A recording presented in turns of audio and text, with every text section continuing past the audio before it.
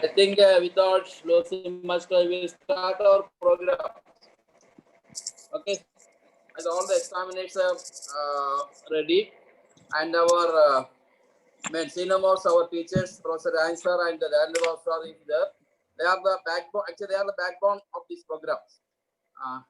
And an additional point I want to mention that our sad demise of our former professor, Dr. Matthew Phillips, sir. He was the professor of the Calicut Medical College. At the end of the session, Dan sir will mention about him, more about him.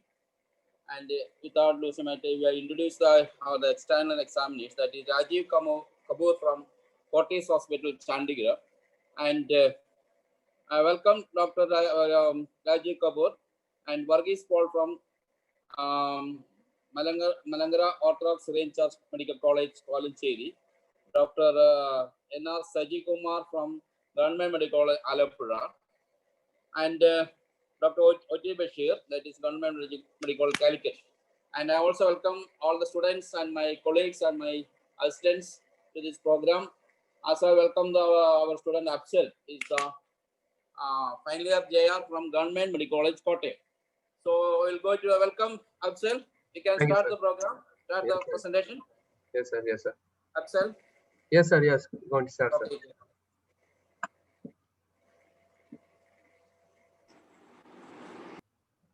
Sir. Sir, is my presentation visible to everyone? Yes, visible. It is visible. Yes. Thanks, sir. Sir, my name is Afzal Ahmad. I am junior resident, third year resident in Department of General Surgery, Government Medical College, Kottayam, sir. I would like to express my thanks to Dr. M. Shashimar sir and Dr. Binny sir for guiding me to take up this case, sir. So proceeding with the case, so my patient is a 74-year-old female. She is from Changanasheri, nearby Kottayam. She is a housewife. She presented with chief complaints of abdominal pain for the past 1 month. Mostly the abdominal pain was on the right lower side. She also complains of loss of appetite for the past 1 month. She also complains of mucus in stools and loss of weight, which she started experiencing for the past 2 weeks. And since yesterday, she has been having episodes of black colored stools, sir. So proceeding with the history of the present illness, patient was apparently asymptomatic till 1 month back when she developed complaints of abdominal pain. This abdominal pain was mainly in the right lower abdomen region. Mostly this abdominal pain occurs once in 3 days or 2 days. She says every week she gets 2 or 3 episodes, sir. And whenever this pain occurs, it lasts for 15 to 20 minutes and mainly in the right lower abdomen region. These are on and off episodes of mild pain, intermittent in character. So whenever this pain occurs, it was not associated with any feeling of vomiting or diarrhea. At the time of pain, there was no symptoms of any abdominal distension or any feeling or sensation of ball rolling. And there was no radiation of pain to the right leg as well, sir. So she has been having these complaints for the past 1 month. As it was not causing much harm, she didn't consult any doctor. She didn't seek any medical attention, sir. But 1 week back, she had the similar kind of pain, but which was severe in character. It started in the morning and it was not relieved even after 1 hour, as it used to be, and for which she got consulted doctor and had to take analgesics and she was evaluated. So she complains of passage of mucus in stools, jelly-like stools which are foul smelling 2 weeks back, and it was like 2 episodes of this kind of stools. And she also complains of passage of blood in stools, blood mixed with stools like maroon colored small in amount. That 2 episodes 1 week back. And since yesterday, she complains of black tarry stools, sir. And she has been experiencing loss of appetite for 1 month. However, she started noticing loss of weight for past 2 weeks. She says her clothes, her blouse are getting looser. She started noticing it 2 weeks back. However, her earlier weight was not documented. Now she is 54 kg, sir. So there is no history of any fever, cough, or any chest symptoms. Patient has no history of any night sweats, no any lymphedema, no history of any chronic constipation. Patient doesn't have any symptoms of any easy fatigability, no history of jaundice or yellowish discoloration of urine. There is no any other swelling in the body, especially in armpit or groin. There is no urinary complaints like hematuria or brain maturation or pus in urine. No complaints of chest pain, breathlessness, or hemoptysis. no bone pain, or there is no history of any pathological fractures in the past. There is no history of any amnesia, loss of consciousness, seizures, or severe headache. So talking about the personal history, she is a takes non-vegetarian diet, both vegetarian and non-vegetarian as well. She attained her menopause at the age of 47. She is now 72 years old. Sir. And past history, she gave birth to 3 children. All of them were vaginal deliveries. And after the birth of last child, she underwent tubal ligation, which was done 40 years back. There was no history of any other previous surgeries in the past. She has no comorbidities like diabetes, hypertension, no history of TOPD, TB, COPD, and asthma. There is no history of any previous blood transfusion. There is no history of any cancer in the family. So family history, she is the eldest eldest child of her parents. She has 6 siblings, and both of her parents died of old age reasons. And she has 3 children. None of the siblings, parents, or children has any history of cancer. There is no history of any tuberculosis in family, no history of any familial diseases. So proceeding with the examination of the patient. Patient has been examined after taking consent in a well-lit room with a female bystander nearby. At the time of examination, patient was conscious and oriented. She is normal build. She has got an ECOG score of 2 and Karnofsky score of 60. On examination, there is no pallor or icterus. There is no pedal edema. There is no generalized lymphadenopathy. No supraclavicular or axillary lymph nodes palpable. Well hydrated patient. Sir, her vitals were pulse rate 88 per minute regular. BP is 138/82 in right arm sitting position. Temperature was normal, 98.6 Fahrenheit. Respiratory was 16. Respiratory rate was 16 per minute, sir. And she has got a BMI of 24. Sir, proceeding with the examination. No, wait. Now, sir. wait, Afzal. Sir. Now we'll go to, can you summarize your history? Just 1 minute for summarizing. Yes, sir. Sir, for the examiners. yes, sir. My patient is a 72-year-old female. Examination. Should I summarize the examination? Order points. Should I summarize the examination? History. Sir, patient is a 72-year-old female presented with complaints of abdominal pain in the right lower abdomen, associated with loss of appetite, loss of weight, and gives a history of mucus in stools and blood in stools for 2 weeks back, and also gives a history of melena since yesterday, sir. And there is no history of fever, night sweats, or anything, sir. No lymphedema, nothing, sir. Now I will go to examiners. Hello, Dr. Rajesh Kapoor. Hello. Yeah. He's mentioned his history of the patient and general examination. Any comments? Anything Yeah, I was actually going to interrupt. I realized I was mute, so I kept mute. You are, what is the candidate's name? Sorry. Afzal, sir. Afzal. Afzal. So you took a history and you put pain radiating down the right leg in your chief complaint. Any particular reason? Sir, she was having pain in the right iliac fossa region. So any mass which compressing the lumbar plexus. How do you know it's a mass? Okay, because we've given you a topic, it's a right inguinal mass. That's why you're saying that. So will that particular complaint come into the chief history, chief complaint? Which one, sir? Right. Right leg. It's a factual history which you're asking to the patient. Sir. And chief complaints, patients may give you many complaints. Sir. It is for us to highlight the most important complaint. Sir. And 1 or 2 or 3, whatever you feel. Sir. But you cannot put these type of things into the main chief complaint. Sir. So when you said radiation, what type of masses in the right inguinal area, right iliac fossa cause this symptom? Sir, mostly the lumbar plexus is seen the retroperitoneal. Okay. Hold on. Sir. So you're talking about lumbar plexus. Sir. If I have time, energy, and you're the first candidate, I will ask you to describe lumbar plexus. Remember, say what you can support. Sir. See, while I'm asking you questions, I'm also giving you a little feedback also. Sir. So lumbar plexus is a somatic nerve or a somatic plexus? Yes, sir. Is it? Okay. Lumbar motor is also there, sir. Motor is also there and sensory is also there. So what lesions? See, answer the question, lead us. Sir. Give accurate answers and let us ask you questions rather than you giving us. So what lesions cause pain in the right, What lesions cause pain in the right iliac fossa, right? in the radiation to the leg? Uh, any malignant mass? See, malignant mass will cause pain, radiation. Sir, if it is compressing, Think on your feet.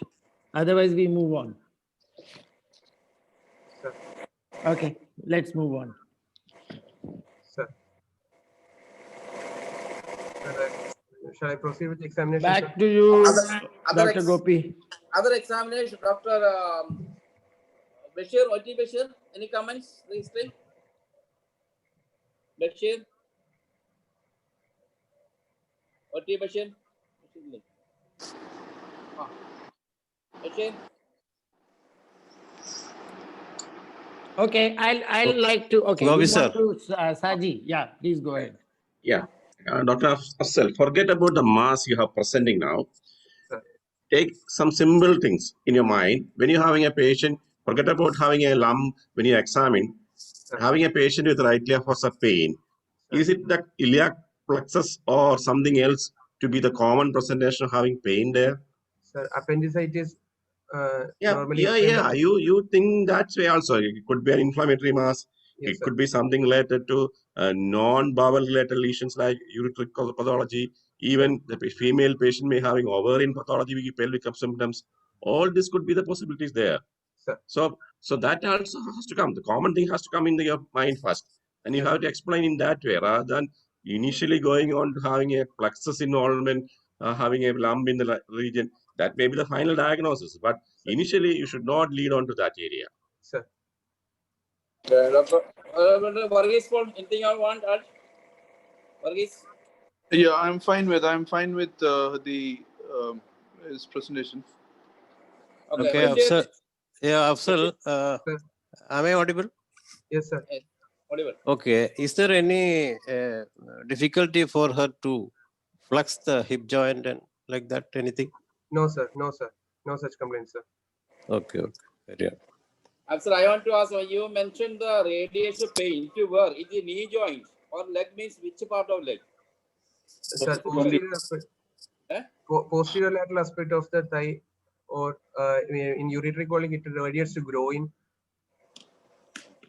Sir. Okay, that's it. And you mentioned that the specific at the no armpit swelling, no swelling of the. What is the significance of armpit swelling and growing in this case? Sir, to look for the lymph nodes, sir. Any lymph node? Not say you can mention that there is no generalized lymphadenopathy. Otherwise, you specifically mentioned armpit and groin. So you didn't mention other sites of lymph node enlargement. And This question has a very specific answer. Try to think about what Dr. Gopi is asking. Sir, You said armpits, you said groin. Sir, lymphomas can present a generalized lymphadenopathy, sir, and TB is also, it's a common thing in India, so that can also. So you're trying to rule out lymph node involvement. Yes, sir. From your history, just Yes. that's fine. That's good. Yes, sir. And in the history, you did not mention about radiation. Any radiation, history of radiation? What is significant? Sir, I mentioned, sir, no radiation of pain to anywhere. Oh, you mentioned, okay. Yes. Then I think your general examination is over. And the skin and appendages. Whatever skin you look for this right iliac fossa mass. Anything special look for the skin. Looking for the skin and nail. Your Sir, mass, you it's a case of right iliac fossa mass. Any important examination of skin? Sir, presence of sir, any hyperpigmented skin patches, any fibromas, plexiform fibromas, any mucosal, any melanomas, oral pigmentations. Yes, that thing they should get any mandible swellings, epidermolysis. Why? Why? Sir, many familial syndromes can present with the osteomas, fibromas, like Gardner syndrome. Polyps associated syndrome that we will discuss later. Yes, sir. But and also you look for a capillary spot. No, you Yes, can sir. mention no capillary spot, no Yes, no this mandibular swelling or tooth abnormality, etc. That is very important in Yes, this sir. case. Yes. No skin lesions. Okay, you Yes. can. I think you can proceed with the examination. Yes, The sir. next I'm sure. So proceeding with the inspection of the abdomen, sir, there is no visible swelling or Again, peristalsis. before going to before going to general examination, oral cavity. When you examine the oral cavity, did you examine the oral cavity? Yes, sir. Oral cavity, there was no gingivobuccal sulcus and gingival sulcus were normal. There was no perioral melanosis. There was no leukoplakia. Teeth hygiene was normal, sir. In Adequate, the sir. what type of pigmentation? Especially look the lips and or cheek. Melanosis, sir. Dark melanosis. For what? To rule out what? Peutz-Jeghers syndrome, sir. Peutz-Jeghers. Fusion. These things are important. Oral cavity examination here. Yes, sir. Then the abdomen, you start oral cavity. Then comes to the lower plaque examination. Okay, Okay. sir. Okay, sir. Sir, proceeding with the inspection of the abdomen, there is no visible swelling or peristalsis or visible peristalsis or pulsation noted in the abdomen. There was a scar of tubal ligation which is noted in the midline 5 centimeter below the umbilicus, and umbilicus appears normal, and lower abdomen appears mildly distended, sir. And on palpation, the abdomen is generally soft, and there is a 5 into 5 centimeter globular non-tender mass present in the right iliac fossa. And palpation, this mass appears mass felt very hard, and surface is irregular, and this mass has got well-defined margins. Mass, it has got restricted mobility, sir, and mass was not able to be pushed into the pelvis. It's an intra-abdominal mass. I couldn't feel the liver and spleen. Liver and spleen was not palpable, and there was no umbilical node felt, sir. And proceeding with the examination of the borders of the swelling, medially, the medial border of the swelling was palpable 4 centimeters from the midline, and upper border was around 1 centimeter below a horizontal plane of umbilicus, and laterally this the lateral border of the mass fell just medial to the anterior axillary line, and lower border located 2 centimeters below the anterior superior iliac spine, and fingers can be insinuated between the swelling and just above the inguinal ligament, and lower border was well palpable, sir. And on the percussion of the abdomen, generally the abdomen showed resonant node, but over the swelling, it was on percussion, it was dull node. Flanks were resonant, sir. Renal angle was normal, and liver span is 11 centimeter. Liver dullness noted at the 5th intercostal space. The upper border of liver was not at the 5th intercostal space. Lower border was not palpable, sir. And on auscultation, normal bowel sounds are heard, sir. And I did the digital rectal examination. On digital rectal examination, I couldn't feel any mass. There is no evidence of any Blumer shelf, no ballooning, and the sphincter tone was normal. Perianal region was examined, and there is no evidence of any fistula or healed scars. Pervaginal examination was done. There was no mass palpable, and fornices were free, sir. Proceeded to the other systemic examinations. Chest, bilaterally symmetrical chest movements were present. Anything abnormal in all these? No, sir. No. Sir. Okay, just go back to the previous slide.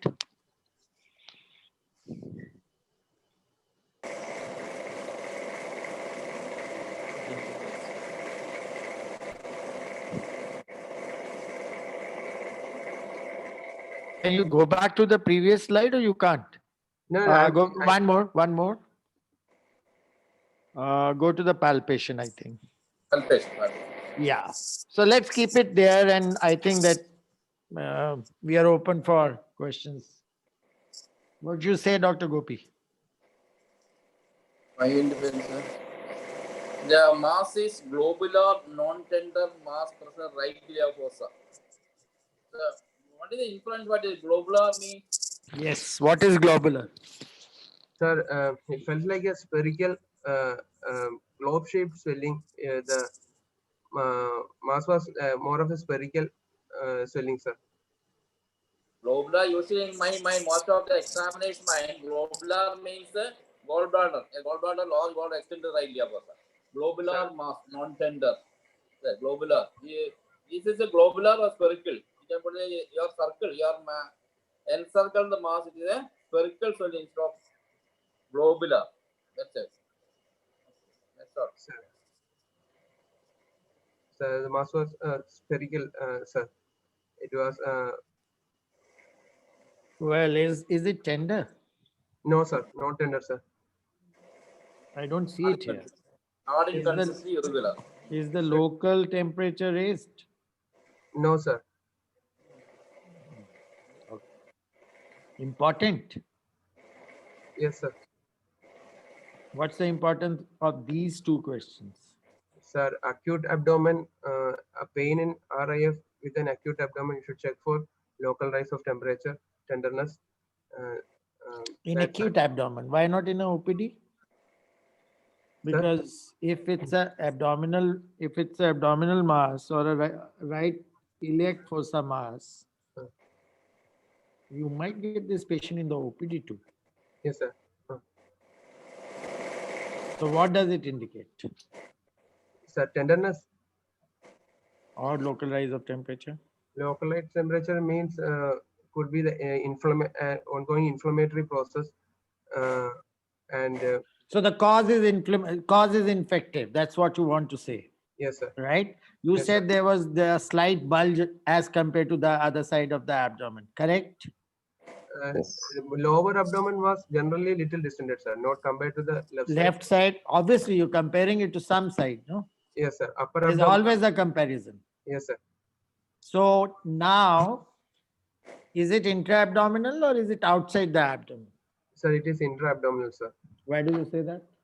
Sir, on head raise test and leg raise test was done, and the mass was not not prominent on inspection, and even with the leg raise test, the mass was not become more prominent. It was become less palpable. Which one would you prefer? Sir, leg raise test and Why? once, Why? sir, mostly this head raise and leg raise mostly applies to the central mass, sir, most in the umbilical epigastrian hypogastric region. No, that's okay. You can use it to define any muscle. So is it retroperitoneal? Sir, the mass has got restricted mobility. I couldn't do knee elbow position, sir. Patient was little uncomfortable. However, So what would be the clinical signs of it being a retroperitoneal mass? sir, it will be immobile. It may be lesser mobile. Okay, immobile if you want to call it. Then Sir, there could be right lower limb edema can be present. first the local. Local You jump to the next organ. mass can be firm to hard, which would be immobile. Sir, and on Firm knee to elbow, hard, it could be firm to hard even for the intra-abdominal mass. sir, and on knee elbow position, the mass We won't prefer not to do a knee elbow. Yes, it's a very good test if properly done. But Sir. let's restrict ourselves to a supine examination. Sir, Carnot's test or leg raise test can be done, which confirms the intra-abdominal swelling, and we can make the patient lie on left lateral position, and whether can check whether the mass is falling forward rather than doing the knee elbow position. So if it is not falling forward, Okay, all right, okay. Yeah. What are other examiners? Afzal, what do you mean by umbilical node? sir, Is it node or nodule? nodule, sir. In which case you get umbilical nodules? Sir, metastasis from GA malignancy, maybe stomach, Sister Mary Joseph nodules can be presented in the umbilical, sir. Okay, did you palpate all the borders of that mass all around? Yes, sir. Yes, sir. So what about the mobility?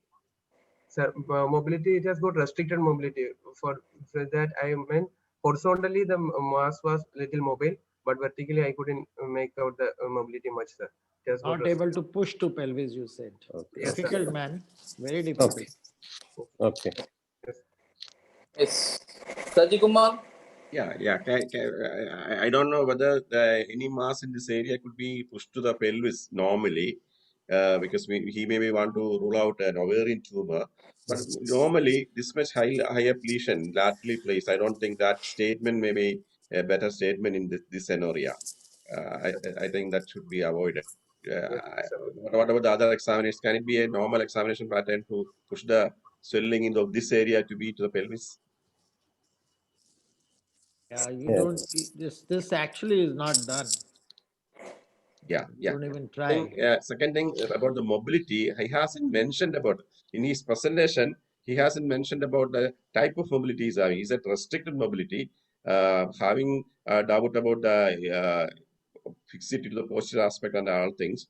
He should definitely mention about the oblique mobility, horizontal mobility, vertical mobility, and that the freedom in which position it is having the mobility also there. Okay, and moreover. Sorry. Moreover, whether there is any palpability of the posterior aspect also, palpability of the posterior aspect, even though he has mentioned that the percussion of the area in the flank are also resonant and other things, but palpation also can be done during that way, whether because of the lumbar, it's extending the lumbar region, the swelling. So posterior extent of the swelling also has to be mentioned. The swelling was not bimanually palpable, sir. Yeah, did you try bimanual palpation right here, fossa? Railia Posamas. No, sir, no generally, sir. Because Is it bimanual- applicable there? Sir, Is it applicable in right layer fossa masses? no, it's mostly applicable in lumbar masses, sir. Okay. So I want to ask you, when you was the mass tender? No, sir. Mass was not tender. Yes, sir. It was a okay. Afsal, Yes, sir. in this case, knee elbow position examination is necessary. What type of swelling you do a knee elbow position examination? Sir, What type of swelling? These are right for some. yes, sir. Sir, I didn't get your Which- question. Can you repeat, sir, please? What type of swelling you do a knee elbow position examination? What type of swelling? Is a right for mass according to the picture. Yes, sir. It's necessary to do a right for knee elbow position examination. Sir, to Or what type of swelling you should do this test. sir, the swelling in the lumbar central abdomen region. No. Swelling in the midline, the epigastric mass, especially Yes, sir. pulsatile or non-pulsatile, falling forward knee elbow positions, or to examine the puddle sign. Otherwise, no knee elbow position is required for this right lumbar mass. Sir. The CS stomach, there is a swelling in the midline, there is an aneurysm or pulsation diminished or increasing. That is the knee elbow position. Mass Sir. is falling forward. Sir. So that to assess the mainly midline swelling, you should assess the falling forward exam, not this type of swelling. Sir. And what is the relationship with the movement of respiration? Sir, it was not moving with respiration, sir. What is you like to correlate you mentioned some diarrhea and maroon color. Any relation to the swelling and your maroon color stool? Yeah, any relation to the swelling to the maroon colored stool, right? The swelling is there. You mentioned maroon color stool. Yes, sir. Yes, sir. What is it again? Sir, it could be the bleeding from the that region, ileum or second region, which has got decomposed by the bacteria, can present as a maroon colored stool, sir. And because of Melina. You mean to say Melina? melena was also there, sir. There was history of passage of blood in stools and also melena since yesterday, sir. Melina and any diarrhea in this case? Not exactly diarrhea, sir. 2 weeks back, she had episode of mucus jelly-like stools 2 episodes only, sir. Other than that, there is no history of any diarrhea, sir. Mucus Afzal, what was ileal the general feel of the abdomen, Afzal?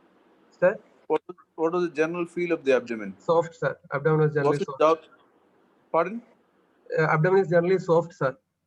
Except Abdomen for is the soft lump other area. than for the mass which you felt on the right leg for, sir. Sir, I didn't hear you, sir. Can you repeat the question, please, sir? Abdomen was okay. When do you get Davi abdomen? Dowry abdomen, sir, it can occur in TB ileocecal mass. You get dowry abdomen and peritoneal and lymphoma also. Dowry mass can be present, sir. Okay, I think we can go to your diagnose. What is then we will discuss on the physical finding you mentioned. What is your diagnosis? Mention the diagnosis. Sir, my case is a 72-year-old female present with complaints of right iliac fossa pain associated with complaints of melena and blood in stools and mucus in stool 2 episodes. On examination, also loss of appetite and loss of weight. And on examination, there is a palpable hard mass in the RIF region, 5 into 5 centimeter with well-defined borders and lower border palpable. Sir, possibly this could be possibly this could be mass from the cecum, possibly carcinoma cecum, sir. Any other possibility? Sir, it could considering the bowel symptoms, sir, could be. No, we know that you're considering the history and examination you have done. So Sir. you don't have to say that. You give me in descending order that your first possibility is the malignancy, you said, and sir. that too of the cecum. Yes, sir. So because my question is going to be why not ascending colon? But I am going to leave that. I'm not going to discuss that. Sir. Come down to your second, third, and fourth possibilities. Sir, second diagnosis, probable diagnosis would be ileocecal TB, sir. Ileocecal TB. And remember, we are going to correlate with the history you presented. Yes, sir. Okay, third, Third could be lymphoma, sir. could Any be parasitic lymphoma. infection Lymphoma can cause any parasitic.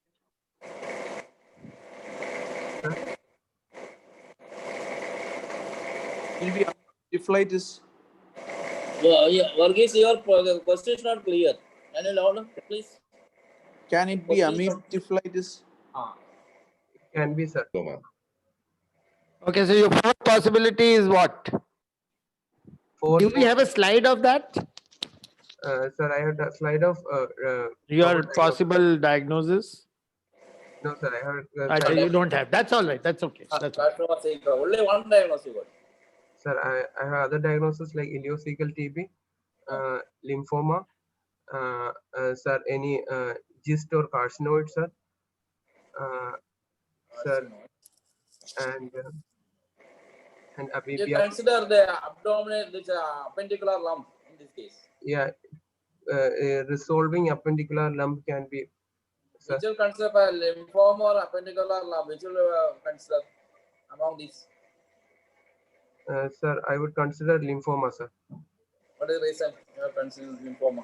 Patient has got loss of appetite and loss of weight, and That is not consistent with lymphoma. Here, give us definitive points. sir, So can it be lymphoma? Yes, it can be. Next question is why. So say in favor, and then we'll ask you what goes against it.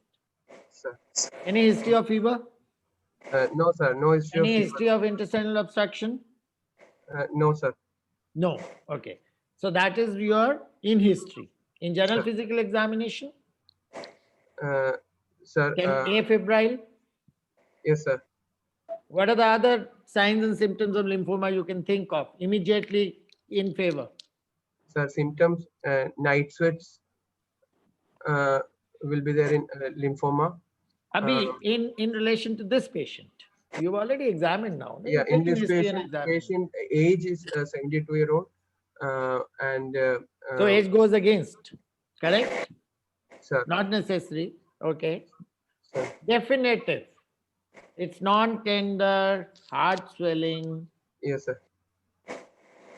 but what is not there which might indicate that it's a intra-abdominal lymphoma.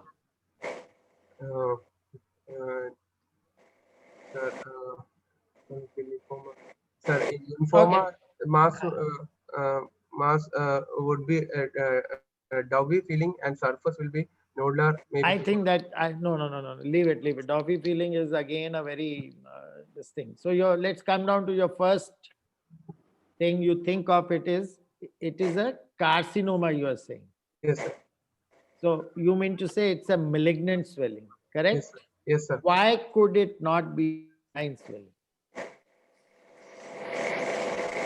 Why did you say it is a malignant swelling? Malignant swelling, sir, considering the age of the patient. Age. Okay, one is age. Be quick. Give us chance to ask you more. Sir, age, sir, the complaints of melena, blood in stools, loss of appetite and loss of weight adds to the point of malignancy. And mass has got restricted mobility and it is hard with regular well-defined borders, which is also accounts for the malignancy, sir. So you think it is malignant and benign? Okay. Some other people? Anything Asif, Afzal, why Yes, it is not an indissertion, idiopsychal indissertion? We mentioned maroon color stool, diarrhea, etc. Why it is not a indissertion? What are the points against it is indissertion?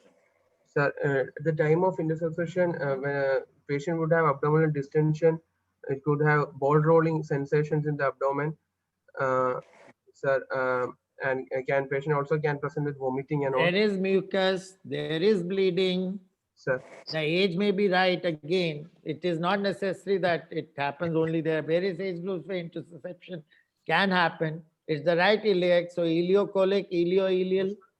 So Yes. why not? It's a very specific question, Dr. yeah, it can happen, sir. It can. Now Okay. you are in favor of intussusception. It was not differential till your fourth differential. Sir, any mass can also present like in indisposition, sir. Yeah. Definitive margins, Yes, sir. hard, nodular. Hard, sir. Yes. Surface was irregular, sir. Hmm. You Afzal, said the all, question is, you said the all question the is, all the borders. You said all the borders. but the part. question is, your history do have something to relate with the indisposition, like, because you do have some intermittent pain, and the pain has aggravated recently and is associated with the melena and Yes, sir. maroon color stool and diarrhea. Everything may be pointing to some sort of indisposition. Can your malignancy be related to indisposition? Can happen, sir. It can. The ileocecal indisposition can occur, sir. So that I think that may be a better way of presenting this patient, because Yes, sir. he may be having a primary pathology of malignancy there by having a fixed lump there, but maybe having in between some indissusception may be happening. That may be the Yes, sir. reason, because otherwise the occurrence of pain and that too intermittent and having severity occasionally, and the presentation of the maroon colored stool, I don't think right fossa bleeding will produce a maroon colored stool quite often in such patients there. So all this may be pointing to what is the reason for the foul smelling stool here? Sir, maybe the bacterial decomposition of the feces, stercoral enteritis. You can always say, I don't know, because you're leading yourself into problem.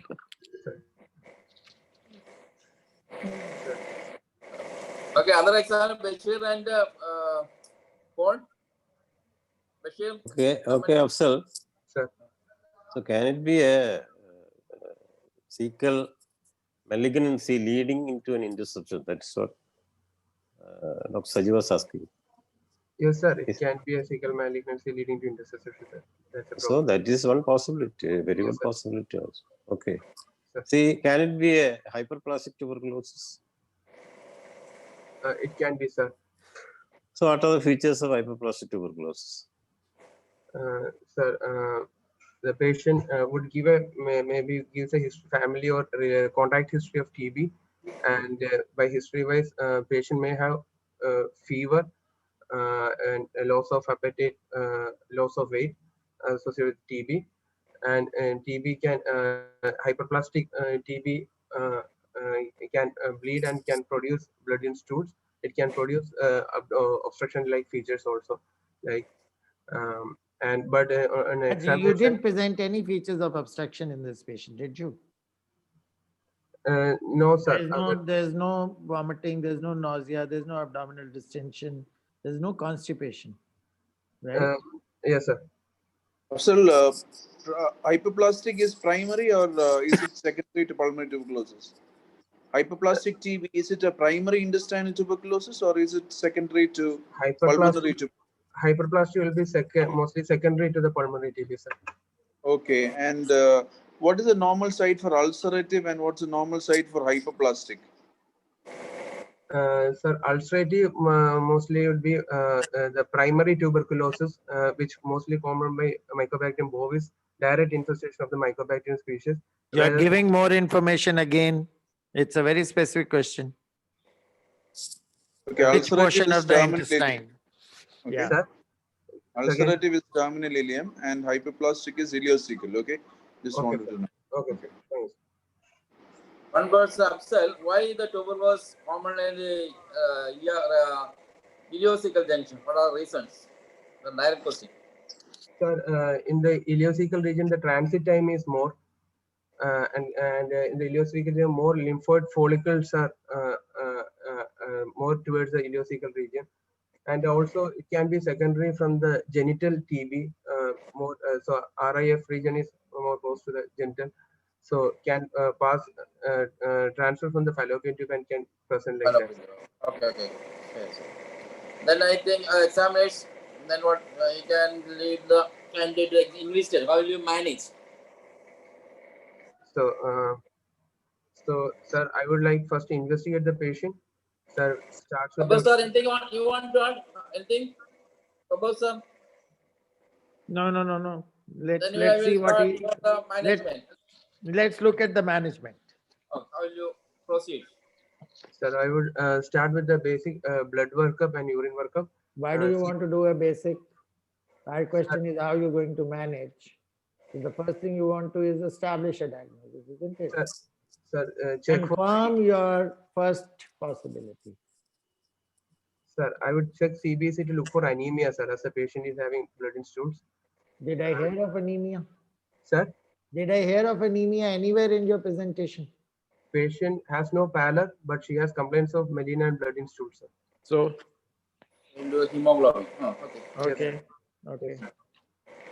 Then I would check for the urine routine, and I will check the LFT values. LFT, sir. Here it electrolytes is important or not?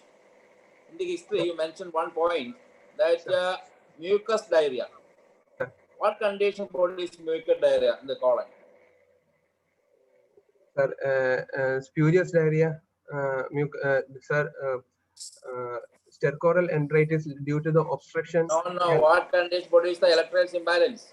Other than Hypochloremic, sir, mass which any leads to predisposing factors of carcinoma cecum or colon? for this patient, sir. Patient A. No, Govi sir was asking what will produce electrolyte imbalance. Diarrhea can produce hypokalemia and hypochloremia and That is hyponatremia. okay. Mucus. What You condition? said mucus, no? Sir. Okay, And we've asked you questions where you've answered some rare diseases. Sir, any gist can produce certain. Not just that. How we got the villus adenomas? Sir, villus adenomas can produce mucus. Hypokalemia. So Yes, electrolytes is very important. Yes, sir. All the So- malignancies in occur in the colon is adenoma. Sir. Even though non-adenomas are not malignancy, but all the adenoma malignancy starting with the adenoma. So variable you look for the electrolytes because you already mentioned there is mucus diarrhea. Sir. That is electrolytes in this case. Very important. Okay. Then. So Afzal, you can tell about the predisposing, factors of carcinoma cecum or colon. Sir, age, more than it occurs in age more than Okay, 50 no years problem. mostly. Be very specific. Sir. Sir, other factors like, sir, any history of chronic colitis like Crohn's colitis can predispose to malignancy. Sir, any diet less in fiber rich and a diet more in red meat predisposed to malignancy, sir. Any predisposing conditions? Mention the name of the condition Sir, producing, predisposing cause Adeno- for carcinoma colon. adenomatous polyposis, familial adenomatous polyposis can is a predisposing factor, sir. And any, Then, sir, yes, carry on. Carry on. Carry on. sir, any villous adenomas also can turn to malignancy, sir. And sir, post cholecystectomy patients are more prone to develop malignancy, sir. Any other surgery can produce malignancy. Only post cholecystectomy. Any other surgery can lead to malignancy. Sir, ureterosigmoidostomy can Okay. predispose to malignancy. Any infection can produce malignancy. Sir, What infection? schistosomal colitis Yes. can produce malignancy, sir. And also not only the ulcerative, Crohn's disease also. Crohn's disease, Crohn's colitis also. Bashir, you are happy with this answer? Okay, what is the time gap between the ulcerative colitis and malignancy? 10 to 20 years, sir. 10 years or 20 years. See, you be very specific. 10 There's years. a percentage chart we actually quote, and 10 someone years. can ask you that. 10 years, sir. Yeah. Yes. This is called what? Kapil Dev shot. So now you are a blood investigation. Any other investigation in the blood you will do? Just to, So you proceed to the diagnostic investigations. sir. Sir, first I would like to do an ultrasound scan to confirm my anatomical diagnosis. Okay. Yes. Okay. So you want to do ultrasound, or do you want to do ultrasound or something else? Or ultrasound is a must? I want to discuss this because this is a. Sir, You are thinking of a malignancy, remember? yes, sir. Your first possibility is a malignancy. Yes, sir. It's a GI tract related problem. Yes, sir. So what would you prefer to do? Forget about facilities available, not available. You should know what is the ideal way to manage this. Sir, ultrasound and colonoscopy. 1 second, Kabir sir. 1 second. Hello. Yes, yes, yes. Especially when in the exam, we will ask the ultrasound and extension of the clinical examination. So you allow the candidate. Yeah, to say- okay. No, I that is why I asked him ultrasound or / and. So he's saying colonoscopy. He should have mentioned CT scan. Okay. Okay, continue. Yeah, because you are probably discussing the non-invasive first and then the invasive. So there is an order I am deciphering from how you go about. Okay, so I stalled you. So why would you do an ultrasound? First of all, I would like to confirm my anatomical diagnosis, whether it is arising from the cecum or no. So ultrasound will tell you that? Can help, sir. Can Ultrasound. help. So majority of the instances it may not. There may be subacute obstruction. There Sir. could be dilated transverse colon lying around it. So, okay, what else on ultrasound? Sir, look for any metastasis or You liver say that I've given a differential diagnosis of so many things. So ultrasound lymphoma was your second possibility, I think. Sir, to look for any lymph nodular mass. Sir, ultrasound also can look for any metastasis, liver metastasis can be picked up from ultrasound, and presence of ascites, whether there is ascites present or not, that also can be discovered from ultrasound, sir. Okay. Then, sir, ultrasound after, I would proceed with a non-invasive test, CCT of the abdomen. And before that, I would like to take an X-ray chest as well, sir. and followed by X-ray of what? X-ray? Not clear. X-ray? X-ray chest should be taken, sir. No. Just Okay. Then. Then proceed with the non-invasive test first, like CCT abdomen. Then colonoscopy should be done, sir. So what are the information you will get from the CCT? So generally, the CCT abdomen helps to stage the disease, sir, and whether it is locally infiltrating to surrounding structures, whether it is metastasis to intra-abdominal or distant metastasis there or not. So liver metastasis can be picked up, ascites can be picked up, whether infiltrating to ureter can be picked up. So ultrasound can also pick up those. So why would you do a contrast-enhanced CT scan? What dyes are you going to use in contrast-enhanced? Ionic dyes are used, sir. You name them. No, sir, I So don't know. oral and IV contrast you will use. Yes, sir. So what oral contrast you will use? What IV contrast you will use? I don't know, sir. Okay. So why ultrasound is better than CT scan? Sir, it is less costly, and we can get a primary confirmation of your diagnosis, and even with ultrasound, In what percentage of cases? sir. What percent of cases? Question, sir.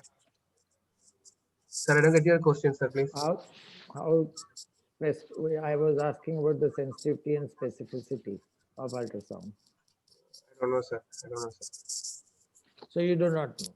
Okay, so it will tell you about whether it is arising from which portion of the intestine, number one. Yes, Right? sir. Number Yes. two, it will tell you about ascites, you said. Yes, sir. Number three, you said it will also tell you about other solid masses present in the right iliac fossa or elsewhere in the abdomen. Yes, sir. Three. Yeah. Fourth, you mentioned the liver. Yes, sir. So ultrasound and CT scan, what extra information will you get out of CT scan? Because I tried to reframe my question. I said, why ultrasound is better? You should have said, I think that ultrasound is not better, but it's easily available, least expensive. Yes, sir. Sure. Yes, sir. So, but CT scan is better. Why? So 4 Uh, points you picked up on ultrasound. Maybe you would have picked up another point also. So what extra information scan is going to give you?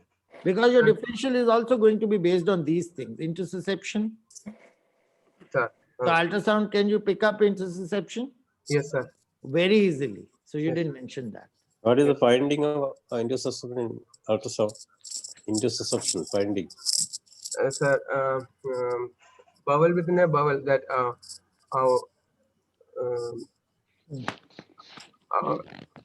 our What is Bashir, that we can sign? answer. Bashir, we can answer that question. Sign called target. Have you heard of target such sign, target target sign, sir. Okay. Okay, carry on. Extra information CT scan. You tell me. This can stage the disease, sir, whether it is reaching the serosa and how much involvement is to the adjacent structures, whether it can be surgically resectable or not. Get a good idea with the CT scan, and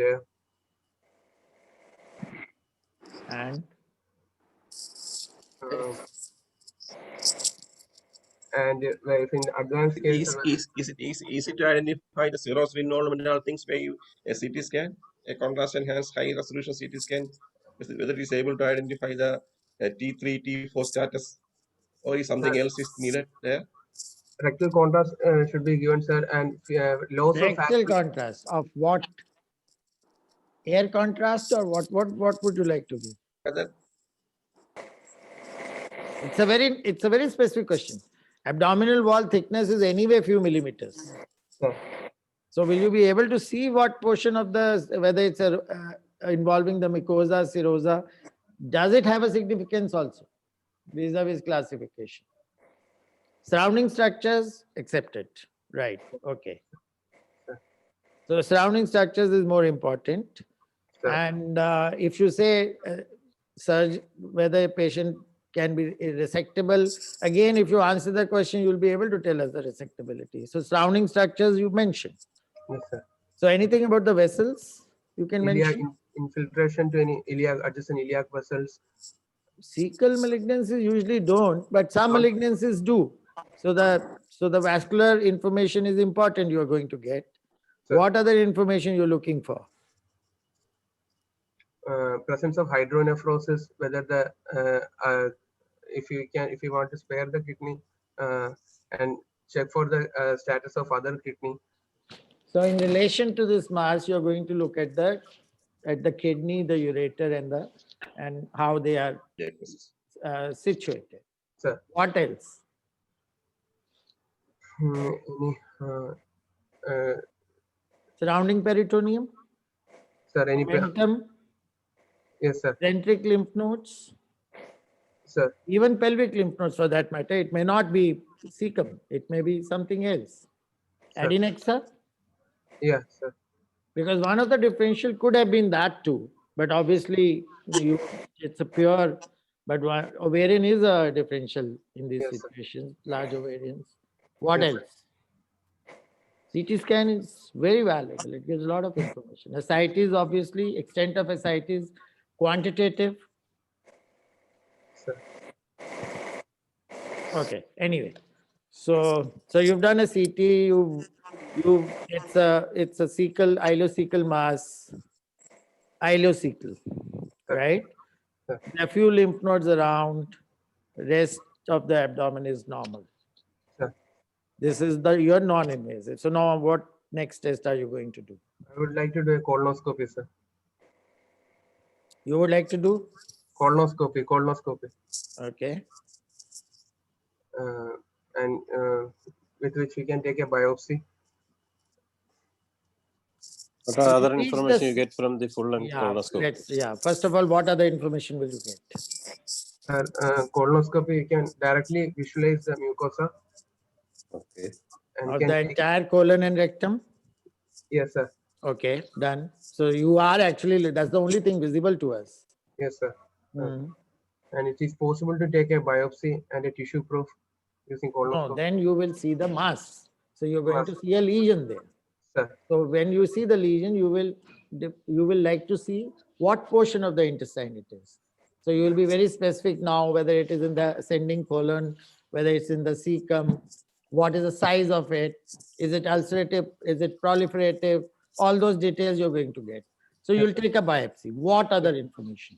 Sir, any other synchronous lesion in the colon? Yes. So you are going to pick up other lesions if there are any. So what sort of lesions are you expect to find at times? Commonest? Sir, villus adenomas can. Villus is villus, you can't see the villi. So you'll see a polyp. Sir, polyp. It could be a diminutive polyp or a big polyp, a pedunculated polyp, a sessile polyp. Sir. You might be able to So- see diverticuli. Sir. So what is the macroscopic appearance of a villus adenoma? Polyp. It Yeah. would be sessile, sir. It would be sessile. The lesion, start. sir. Okay, broad Broad based. base. Broad. Broad base, sir. Okay. Okay.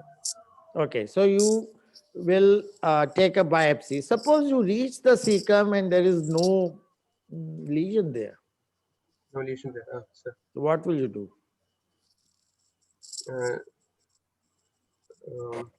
What are you going to do? You're still doing a colonoscopy. Sir, How do you recognize the cecum on colonoscopy from inside? I'm sure you would have gone to the endoscopy room and seen many colonoscopies being done. sir, presence of ileocecal valve. And it is a बस ileocecal valve की तो problem है.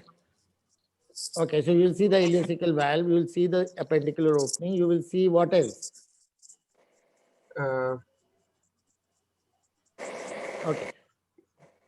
Do you actually intubate the small intestine in colonoscopy?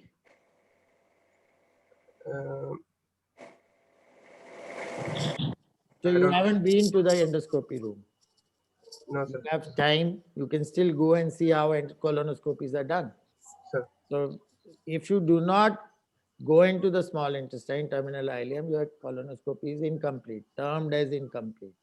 So Sir. there are lesions now which you've already described in your differential, which you could have picked up there.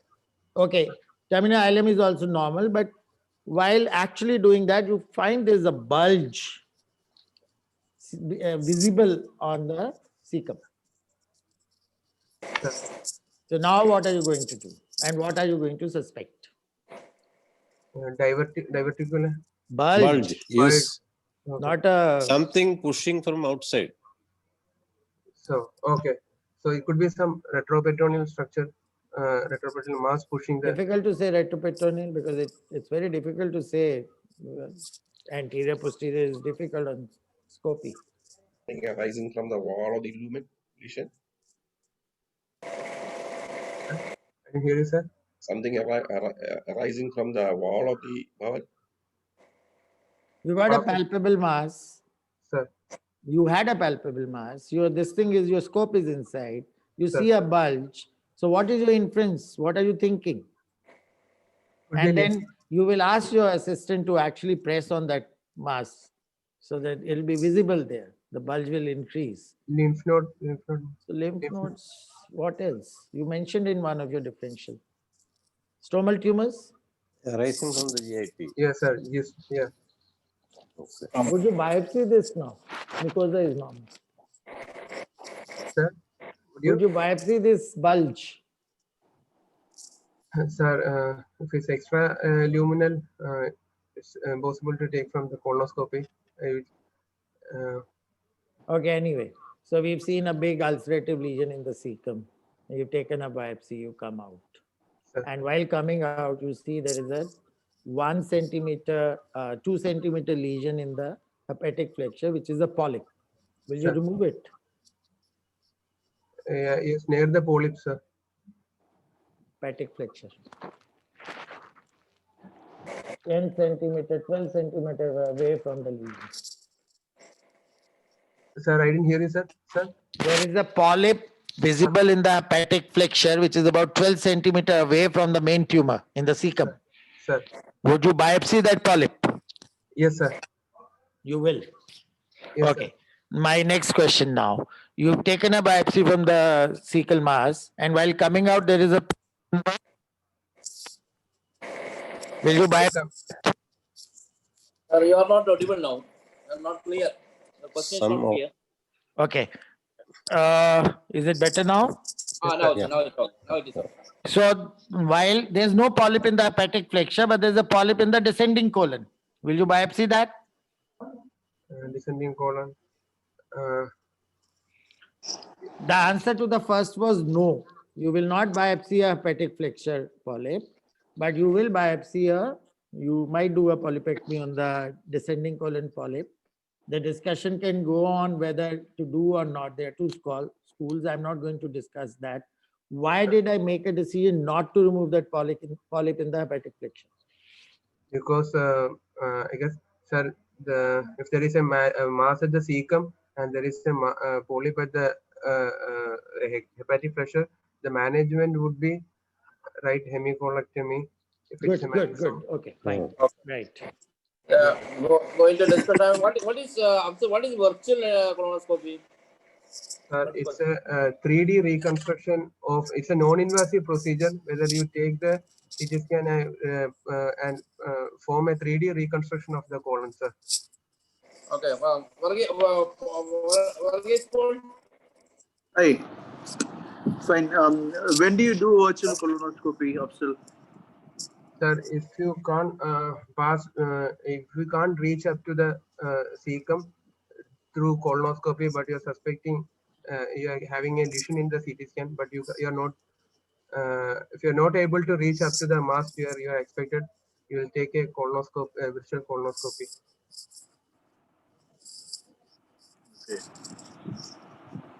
Can you describe the mechanism of 3D colonoscopy, virtual colonoscopy? So it's an imaging method. You take multi-slice CT scan with helical helical multi-slice So CT I'm scan. going to ask you multi-slice, I'm going to ask you helical. Don't get into these things. Please make sure that keep it simple. So it's a So 3D my question reconstruction. was, what are the requirements? How is it done? Because it's a very specific procedure. Once you send a request to the radiology department, they will try not to do it. So, right, sir? Yeah. I don't know, sir. I don't know, sir. Exactly. Okay. Go back and Bashir. read about it. Bashir, you can Okay. clarify the points. Okay, you need a specific computer program to do that. Okay, Sure. it will be very costly. So you can see virtually all the inside of the colon without having to do a colonoscope. Okay, Sir. it's actually a 3D reconstruction using a computer program. Sir. Okay, I think Okay, your biopsy. Any other investigation you want to? Your plan is you got a malignancy like adenocarcinoma colon. Eh? Sir. So Sir. you got a diagnosis. Any other investigation you want to do? Any other investigation before resection or before surgery? I'll check for the. Ultrasound, CT, colonoscopy. Over. Any other investigations? Any Sir, tumor marker? serum CA levels can be checked, sir. And be should be. Tumor marker. What is the normal CA level? Less than 2.5 nanogram per milliliter, sir. is it What are specific? the when you mention the smoking and the No. CA level? Sir, I didn't hear, What sir. is the smoking and CA level? It is a smoker. Sir, it's a non-specific. It can. I don't know the relation between smoking and CARL, sir. If But, it's non-specific, then why are you doing it? Why here? Then answer. no, Why sir. you are doing it? It is not specific. What is the advantage of Higher level of CA levels tells you the extension of the disease, means whether it is metastasis to lungs or liver. I am a smoker. My levels will be high if I'm a smoker. Smoking, nicotine increase the high level, you get the value. So always ask whether the patient is smoker or not. Sir. And also before research, you should LFT, liver function test. The thing you should mention. Then yes, how will you manage? You can proceed. The result is there. Adenocarcinoma. How will you manage? one more point, Govind sir. See, you can use that CA level, preoperative CA level, to assess the chance of recurrence if postoperatively. In the follow-up, you can use the level of CA. Okay. Sir. That is what you should have mentioned. It's a very good prognostic factor when you do various levels, serial levels. What chemical is actually this guy? What is this thing? Chemical, what is this CA? Carcinoembryonic antigen. It's a What is that? glycoprotein. It's a glycoprotein. Okay. Proceed. So what are you going to do for this patient? Bowel prep and surgery? Sir, yes, sir. If the tumor is resectable, I would proceed with right hemicolectomy, sir. How will you prepare the patient for right hemicolectomy? Sir, first before the surgery, first you assess the cardiac respiratory status to check whether patient is fit for So surgery. anesthetic checkup, pre-anesthetic checkup. Okay. fine. Pre-anesthetic We are check. saving time here to be more specific. Sir. What else? And I'll do preoperative. Hemoglobin is 9. What will you do? In one patient, hemoglobin is 6.5. In the other, it is 9. Sir, for a patient with 6.5, you have to take you have to correct the anemia, take it How? above, give blood transfusions, Anything better? autologous transfusion. Autologous transfusion. Autologous. You have witnesses and all, maybe. What is the problem with blood transfusion and coronary carcinoma? No, sir. It's not advisable, sir. Why? Because chance of recurrence. It is a blood transfusions increase the chance of recurrence, sir. So 9 gram, you won't do anything. You might arrange blood. 6.5, you will give iron levels. Oh, sorry, you will give elemental iron. And over 2 weeks, you can build up while you are building up your patient, investigating and doing all stuff. Sir. Okay, What what about else? colony preparation? Hello, Afzal. What about Sir. colony preparation before surgery? Yes, sir. How will you prepare the colon? Will you do the prepare or not prepare the colon? Sir, in the later eras protocols, bowel preparation is not necessary. And otherwise, In your college, in your institution, you are preparing colon or not yeah, we preparing? prepare the bowl, sir. Prepare. For, How will you for prepare the right-sided lesions?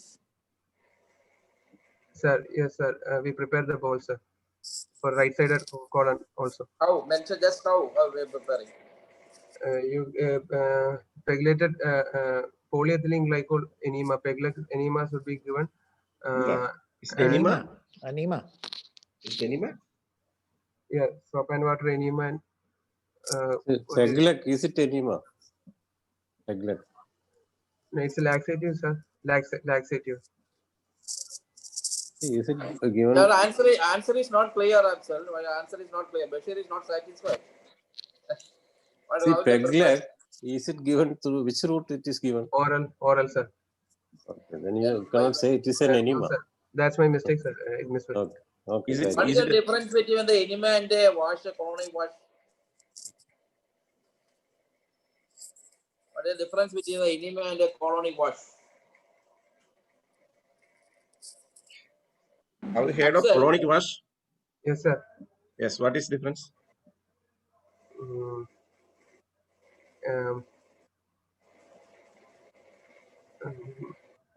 Colonic wash can be retrograde or prograde, correct? sir, Depending. sir, Enemas are always retrograde, number one. I am trying to help you. sir, You're doing well. sir. Repeated. One more, repeat. Colonic wash will repeat. Still, you are getting a clear fluid. Effluent. Enema, Clear only effluent. once you are giving. Only Sir. once. That is Sir. different. One more.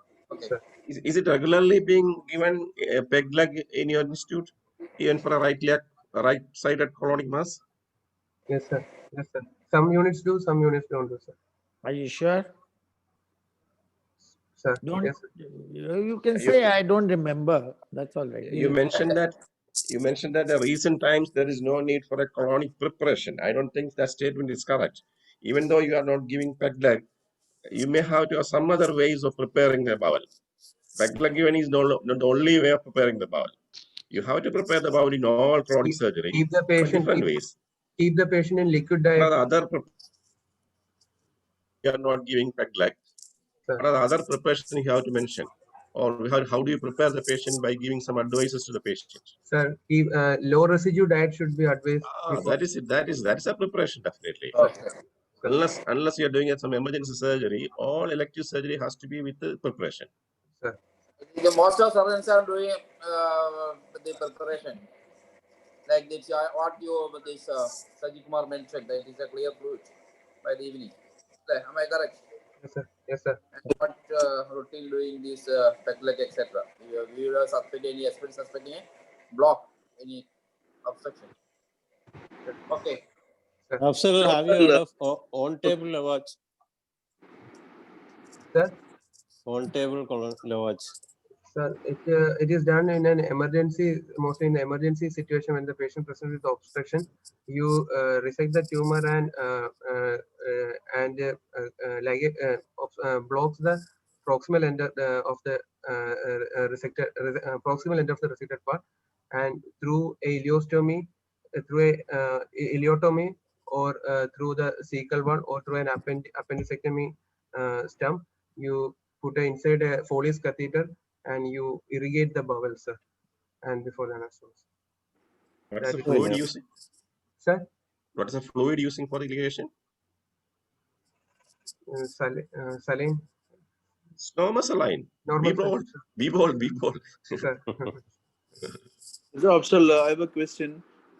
See, in your preoperative investigation, maybe ultrasound or CT, it is shown hydronephrosis, right-sided hydronephrosis. Sir.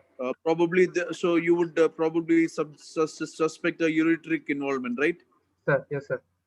So in such a case, what would you do especially when you're planning for this planned surgery? What would you do? Anything that would help you? Yeah. Sir, any nephrogram can be taken to assess the functioning of the other kidney. So, if needed, It would have shown that, no, the other kidney is functioning normally. Anything that would help you to feel the ureters during the surgery? Sir, preoperative stenting of the ureter can be done. Okay, Sir. standing good. Okay. Your should be your answer. Sir. Okay. So in this case, how do you manage? You have got the investigations. I think we can start the surgical side. Treatment. What surgery you will do? Sir, I will do the right hemicolectomy, sir. Will you do a right hemicolectomy, a radical right hemicolectomy, or extended right hemicolectomy? Sir, for a cecal malignancy, sir, I would do radical right hemicolectomy, sir. Yeah, you'll do a right hemicolectomy. You'll be more radical because it is malignant. Yeah. So, what is the difference between the two, extended and normal right hemicolectomy? In the right hemicolectomy, you take You ligate. tell us one, we will understand the second. Sorry, sir. Be precise. Sir, in the extended hemicolectomy, right hemicolectomy, you take up to proximal 1/3 of the transverse colon, and in the extended hemicolectomy, you take up to proximal 2/3. In the What are the different steps? What step changes in both? Sir, in right One particular step changes in both.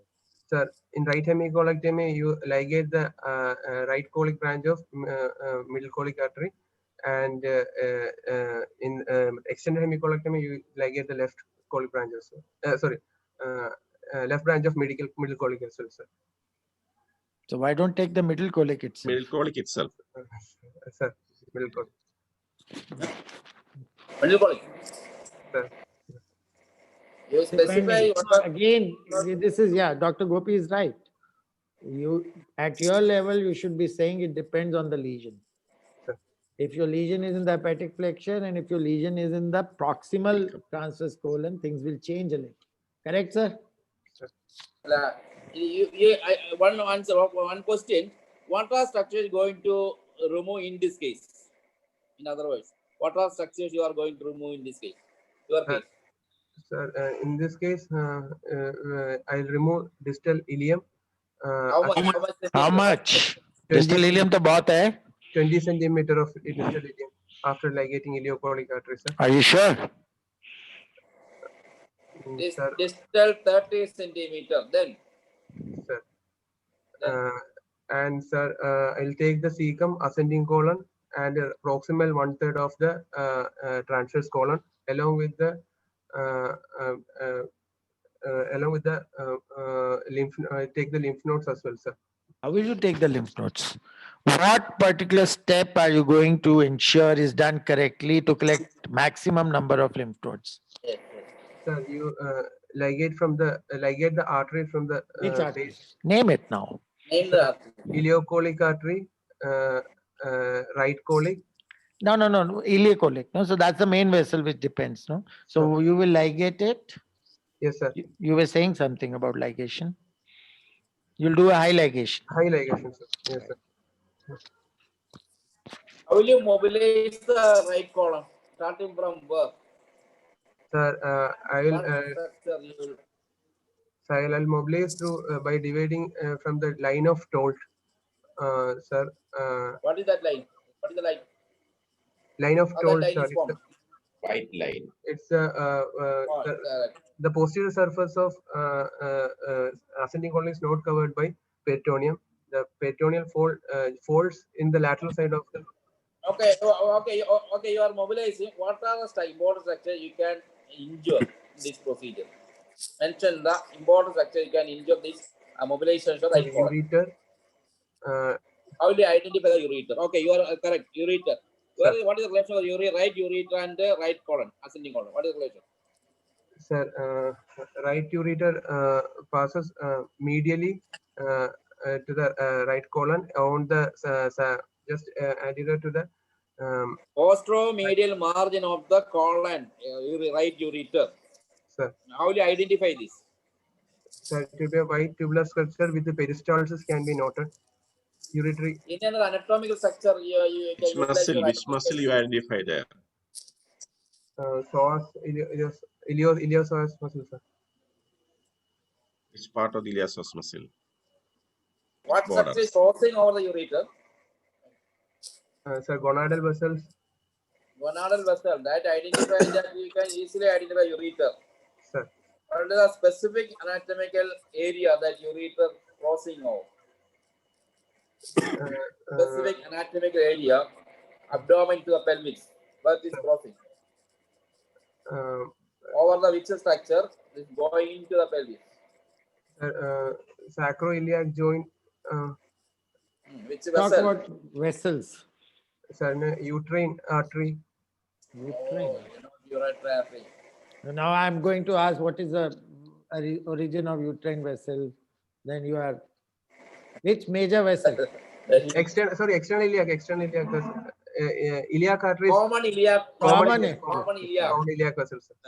However, that is going. Sir. That is the right side ureter. So your right side ureter can get injured. Or the other important structure can injure. Duodenum, sir. Yes, very good. Ureter and duodenum that can be injured in it. Of course, but this is important structure. You should always in mind. Sir. Which part of colon is the least blood supply? Sir, the left splenic flexure part, sir. What is the other point is known as? Griffith's point, sir. What is the name of that point? Griffith's point. What is Sudak point? Sir, it's also a region of the compromised blood supply. It's in the proximal 1/3 of the rectum. It's the junction between sigmoid and the proximal rectum. Okay. Yes. So, Rajesh sir, Yes, sir. can proceed. Yeah, I think we are done. Yes. Afsal, how will you anastomose the bowel after right hemicolectomy? If the lumens are matching, the ileal lumen and colon are matching, we can try for an end-to-end anastomosis. Try. Or you will Okay. go for it. Sir, You don't try. You go for it. What will you do? Very specific question. Which anastomosis? Hand sewn or stapled? Number one. If Sir. hand sewn, side to side, end to side, or end to end? Sir, in stapler anastomosis, we do side-to-side anastomosis, and in hand-sewn anastomosis, we prefer side-to-end anastomosis.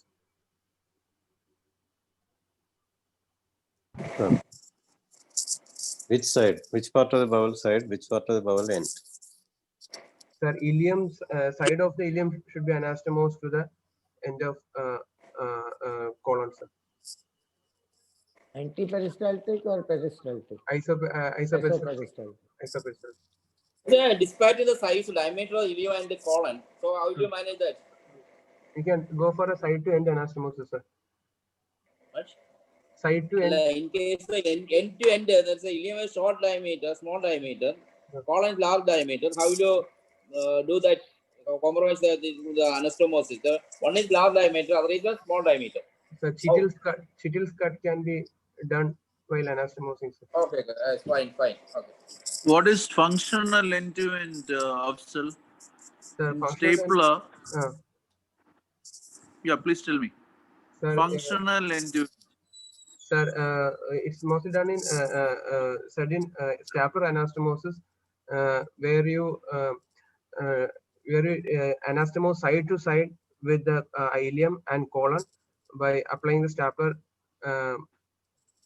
Sir, it's a side to side anastomosis Yeah, using correct. stapler. Okay, good. Okay. Sir. Kumar, Sajid. Okay. I think he is doing very well in a very well manner. How do you follow up the patient after surgery? Sir, after surgery, sir, if the patient is stage 1 disease, patient doesn't require any adjuvant therapy. If this is stage 2 or above, we prefer adjuvant therapy and follow up with serum CA levels, sir. What are the adjuvant treatment options you will offer? Sir, FOLFOX and FOLFIRI regimen is there, sir. How do you select? How do you select these two? Uh, I don't know, sir. I don't know, sir. Sir, you can answer. When this mentions. Sir? Sajid, you can answer. Hello? Not clear. Audible.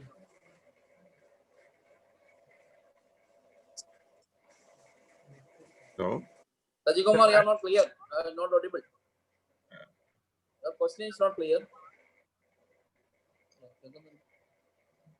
Hello. Not audible. I'm not getting that. Your voice, your audio.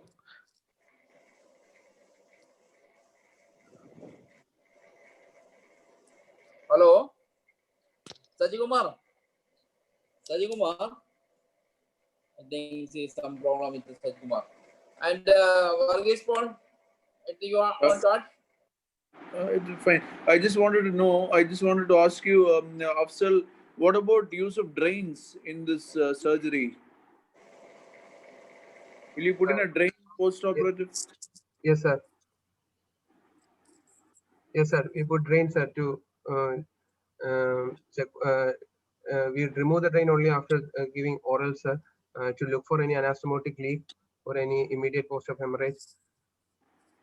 Okay, what is fast track surgery? What is fast track surgery? It's a multimodal early surgical recovery program. Sir, in this method, you don't prepare the bowel, and you sir, you early mobilize the patient after surgery.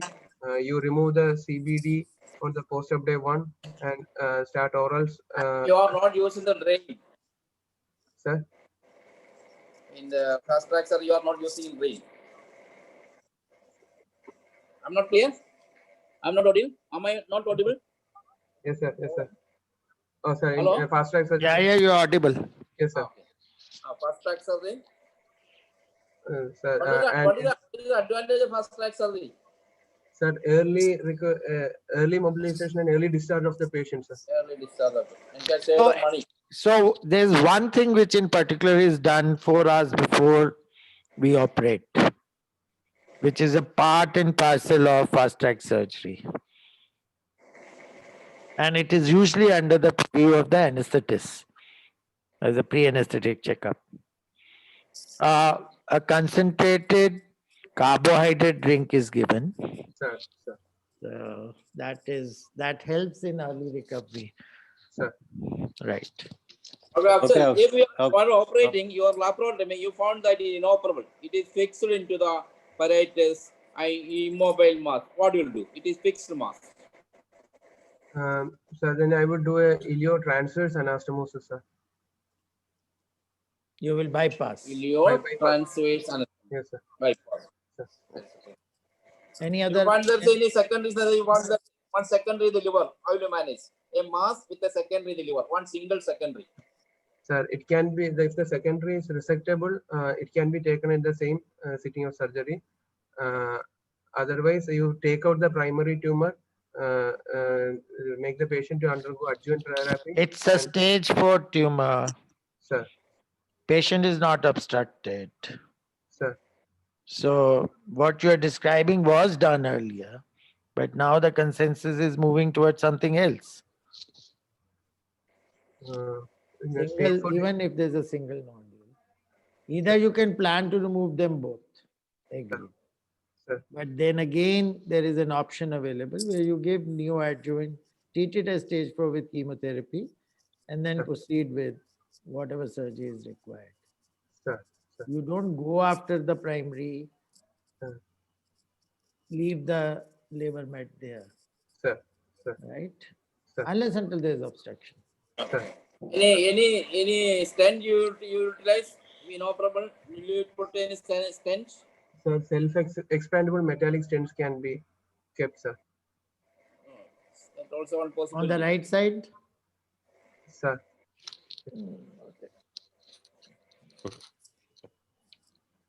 Not usually on the right side.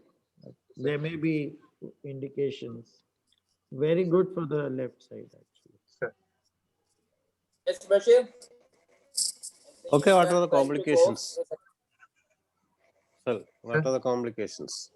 Surgery, right hemicolectomy. Sir, anastomotic leak can occur, sir. Recurrence can occur, sir, and DVT, Recurrence is not a complication of surgery. sir, and the deep vein thrombosis can occur, sir. So you want to prevent it. Hemicolectomy, it can happen in any surgery. Okay. Sir. So you early mobilize the patient, may start on prophylactic low molecular weight heparin, sir. May or will? We will early mobilize, sir. No, the medication. What medication will you give? Low molecular weight heparin prophylactic dose will be given. Which one is used these days? Clexane, You sir. will, so you will use it for all hemicolectomies? Sir, yes. Are you using it in all surgeries? Maybe Not some- all surgeries, mainly in the colorectal surgery, sir. Okay. Okay, clinically, how will you identify a leak There will be in the tachycardia. post-operative period? The patient, there will be tachycardia, There may tachypnea. be tachycardia. There will be tachycardia. Tachycardia, tachypnea, symptoms of respiratory. What will the Yes. drain do when you have a leak? What will the What will the drain do when you have a leak? drain will drain all the leaking materials outside, so we can assess the leak by Assess the leak can be a controlled fistula if it's a small leak. yes, sir. Yes, sir. If So how will use you it. manage a leak? Sir, most of the time it can be managed conservatively. If it is small leak, we keep the patient NPO and give parenteral nutrition. Give time for the leak to heal, and if it is the patient is going to sepsis or not, we will or reoperate the patient. Will And you sir, confirm your leak with some investigations? Any other investigation? Sir, contrast CT can be taken, sir. Okay. Okay, I think time to control Axel. Yes, I sir. want to ask one question. You are one diagnosed lymphoma. What type of lymphoma you are taking? What? One of your differential diagnosis was lymphoma. What Yes, type sir. of lymphoma? That you didn't mention. What type of lymphoma? Non-Hodgkin's. That you should that important. You should mention non-Hodgkin lymphoma. Yes, sir. And something about another diagnosis of differential diagnosis, ileocecal tuberculosis and appendicular lump. Yes, So sir. I want to ask one question regarding the appendix. What is the content of superior ileocecal recess? What's the content of? Superior ileocecal recess. Any other name for superior ileocecal recess? I don't know, sir. No problem. I just asked you right or not. That is superior ileocecal, otherwise called the fossa of Lasker. It contains anterior and posterior cecal artery. Sir. And inferior fold is known as inferior fold ileocecal recess. Blood plus field of Rivers. Sir. Just to know why how much. And one question for the examiner. Hello, Rajiv sir. Jay. Hello. One question for you from the audience. Can you hear me? Hello. You talking to One me? question for you. Yes. One Okay. question. In well differentiated adenocarcinoma, 2 centimeter or 5 centimeter clearance colon is alone required. Why you are doing extensive right hemicolectomy, radical hemicolectomy? Radical, this is a question. Okay. Question, Yeah, question- even if it is less than 1 centimeter, you still have to remove the lymphatics. So to remove the lymphatics, remember the mesentery is always fan shaped.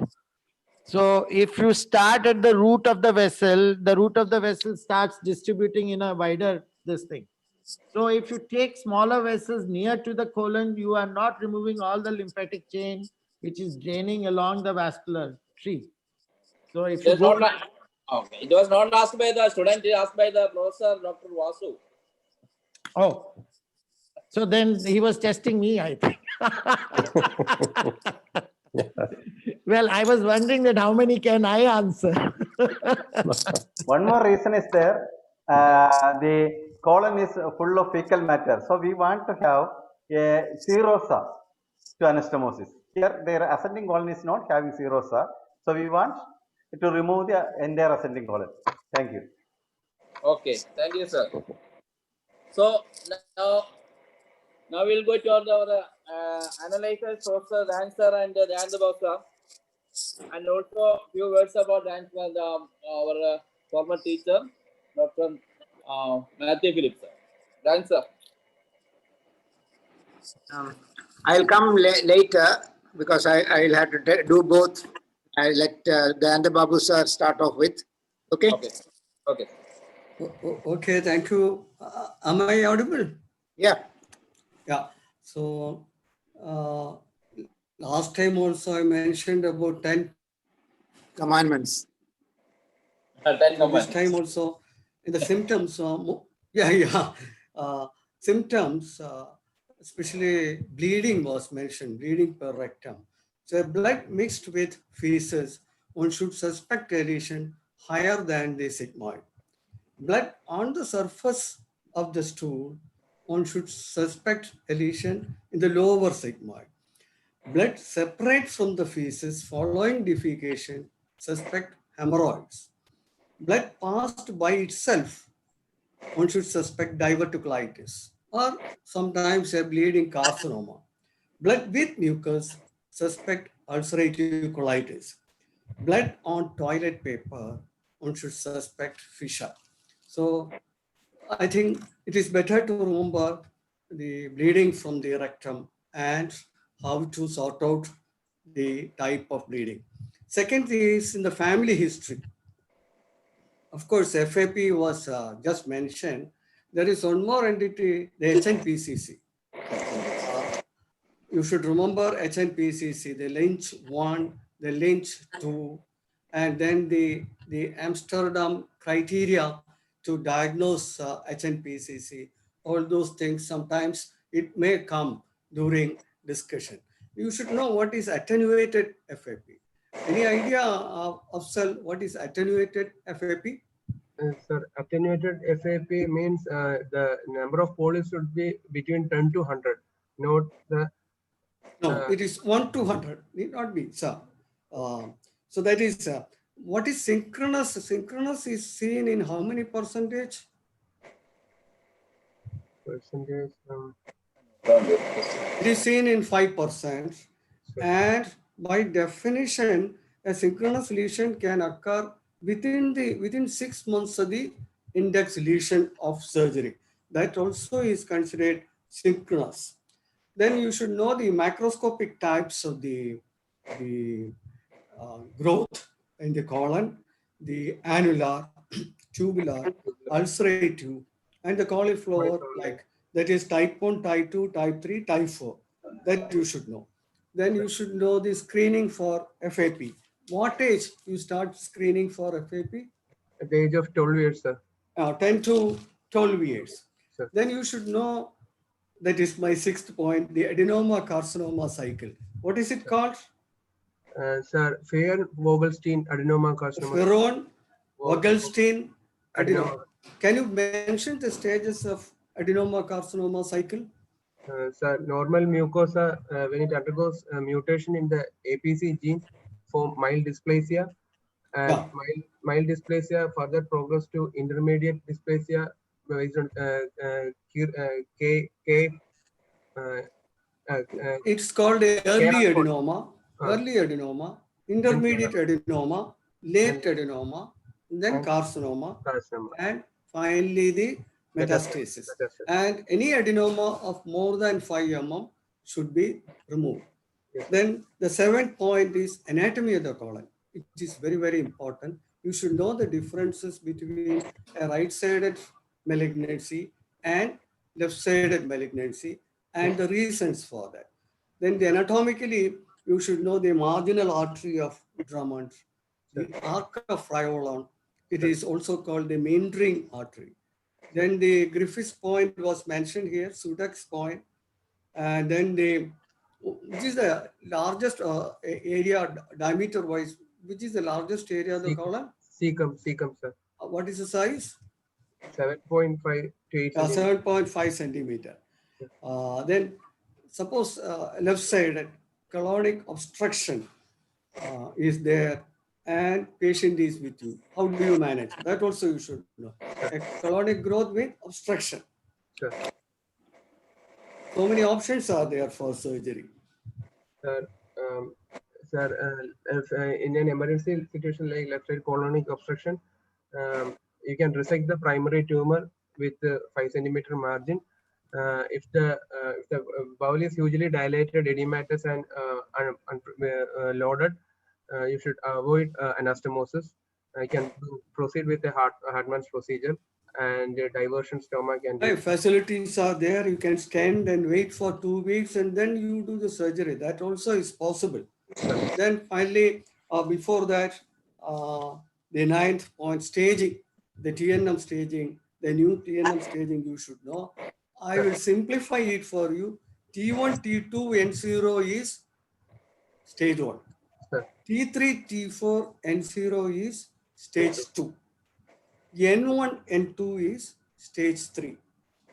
M1A, M1B, stage 4. And finally, something about chemotherapy also you should know. It was mentioned, especially the Capox regime. Have you heard of Capox regime? Capox regime? No, sir. It's the simple regime, the capecitabine, oxaliplatin regime. Sir. So orally you can give, especially this can be done as no need for admission of the patient. So Capox regime you should know. Sir. So that's all. I think you have done. I really enjoyed the way in which Rajiv Kapoor was helping you in his sarcastic manner, but he was trying to help you all throughout. So I enjoyed the way of helping the candidate. Thank you all. I think to Rajan, Professor Rajan. Yes, sir. Now, I'm very happy to meet Dr. Rajiv Kapoor, Dr. Saji Kumar. Bashir, of course, is very close to us, and Urgis Paul. The examiners did a great job in really assessing the candidate. The candidate has also done justice to his presentation, though there had been some sort of hiccups, particularly the theoretical part. Am I audible? Yes, sir. Yes, sir. Give advice to the candidate. The 10 commandments of the Babu sir is always a welcome thing to any exam going student. Now, a candidate should not be getting himself into trouble by answering unwanted questions. We say asking for trouble statements. Now, I found that he did not mention examination of spine. In a right iliac fossa mass, examination of the spine and back of the abdomen is so very vital. You may not be coming across tuberculous lesions. It is fortunately, this patient is a lady, so you are not much worried about examination of the scrotum. But right iliac fossa mass, basically you have to assess clinically that whether it's a parietal, intra-abdominal, or a retroperitoneal mass. In the intra-abdominal, you should try to identify whether it's an intestinal or an extra-intestinal mass. Right? Your history, everything will come to help you, but this is a basic planning of discussion of the mass lesions in the right iliac fossa. Now, pushing into the pelvis, only a freely movable mass can be attempted to be pushed into. Majority of the adnexal masses, the lower border is not palpable. Very often it is palpable through the vagina or per rectal examination, through the pervaginal, particularly through the fornix. Regarding the pain, I think one should have been a little more worrying about the pain. The pain, you said, this is coming in periodical setup, which I thought with the history of blood and mucus and intussuscepted was a very good diagnosis to offer. A mass which is recurrently intussuscepting and causing pain and causing the blood and mucus and the bleeding or the rectal symptoms. Very well put in the bleeding per rectum in a very, very practical way, very pragmatic. Now, regarding the deep vein prophylaxis, you should know how long it is given, what is given, and when it is stopped. You should grade the venous prophylaxis risk and then start. You should talk about the non-pharmacological measures as well as the pharmacological measures. Overall, it's a very good session. I enjoyed it. Rajiv Kapoor, sir, Yes, sir. you are a very good examiner. Yeah, you really grill, but you are a very helpful examiner. Only the candidate has to pick up that particular aspect. I wouldn't say it is sarcastic, but it is very helpful examination method. Very well done, sir. Nice. We'll meet sometime somewhere. Definitely. Yeah, Himachal Pradesh is a nice place, I'm sure, in the summer. Yeah, so you all go through Chandigarh. So you most welcome. I'll do my final duty to talk about my teacher. We lost one of our stalwart teachers, a dominant surgeon, Professor Matthew Phillips, sir. Only people in Calicut Medical College would have been knowing him. Of course, the other senior professors, Dayanta Babu, sir, Saji Kumar, everybody will be knowing him. But personally, we have known him for almost more than 2-3 decades. He has been a fantastic surgeon, a great teacher, and above all, a person with a great sense of humor. I will quote one example for his sense of humor.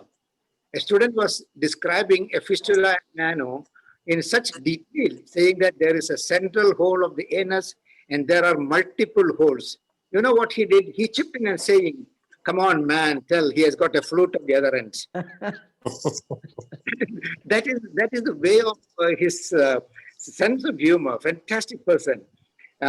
You should see his operative technique. Very methodical, bloodless field. He was, after his graduation from Stanley Medical College, Chennai, Madras those days, he had been to New York where he worked in the thoracic surgery department, came down to Madanapalli, did a lot of thoracic surgery like tuberculosis, related to tuberculosis, like thoracoplasties, decortication, etc. But coming before that, coming to our college, he was in St. Mark's Hospital in London, so much so that you can know whenever somebody has been in St. Mark's, he must be a proctologist. He was a fantastic proctologist surgeon. It's a treat to watch him do perineal dissections, no matter whether it's hemorrhoid, fistula, or abdominoperineal resection. It's a real treat to watch. He had quite setbacks in his life. He lost his daughter when she was just completing her house surgery. She was a brilliant student, a good athlete. His wife also left him a couple of years back. After his retirement, probably going to Libya and coming back, he was mostly in his native place, working mostly in palliative care and farming. Of late, he was having forgetfulness. I used to call him very regularly, particularly on Teachers' Day. I never leave any of my teacher on Teachers' Day. So I used to call him, but of late, he was not able to get up and answer. And he was bedridden. He was in his ancestral home. And on 31st, he breathed his last. I pay rich tribute to this great person and may his soul rest in eternal peace. I can go on talking about his sense of humor and very many things which we have discussed with our students quite a number of times. A fantastic person. I'm sorry that we lost him. Of course, it's a part of life. 95 he was. He lived a very good life. And I'm sure he must have taught thousands of undergraduates and hundreds of postgraduate students.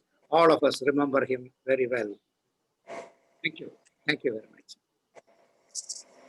Thank you, sir. Thank you, Dan, sir, Dan sir, and our great examination, Dr. Jaji Kapoor from Punjab, and Dr. Bashir, Dr. Saji from Alapura, and Dr. Varghese Paul, all of them justice to the students, and today, and extra guidance from the Andhra sir regarding the bleeding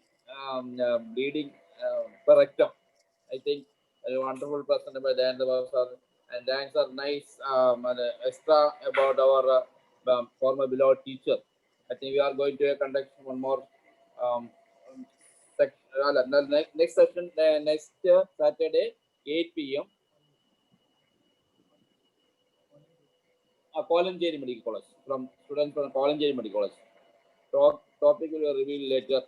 And once more, thank you very much all the examiners and the teachers, Dr. Jayanva sir and Dedan sir. Good night. Good night. Okay. Good night. Good night. Good night. Good night. Good night. Good night. Good night.